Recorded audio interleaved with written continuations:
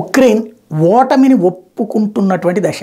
ఎందుకంటే తాజాగా ఆ దేశానికి సంబంధించినటువంటి సైనిక అధికారులు ఓటమిని ఒప్పుకుంటున్నారు. ఓటమి పరిస్థితి వచ్చేసిందన్నటువంటి విషయం అనుకోకుండా బయటపడుతోంది. ఎందుకు అంటే ఇంతవరకు 2 సంవత్సరాల తర్వాతన అతి పెద్దదైనటువంటి దాడి మొన్న చేస్తే కంట్రోల్ చేసుకోవడానికి ఏ డిఫెన్స్ సిస్టమ్స్ పనిచేయలేదు. ఎదురు అటాక్ చేయడానికి ఈ రోజు వరకు ఆయుధాలు లేవు వాళ్ళ దగ్గర.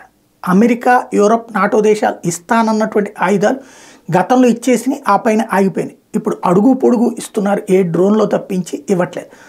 ఆర్థిక సాయాలు నిలిచిపోయినాయి, జీతాలు ఇవ్వలేని పరిస్థితి, దేశం సర్వనాశనం అయ్యింది. తిరిగి కోలుకోవాలంటే లక్షల కాదు లక్షల కోట్లు కావాలి. అది ఇచ్చే పరిస్థితిలో ఏ దేశము లేదు. సర్వనాశనం అయిపోయినటువంటి దశలో అక్కడున్న ప్రజల్లో రివోల్ట్ తగ్గిపోయింది, ఆవేశం తగ్గిపోయింది, ఓపిక తగ్గిపోయింది.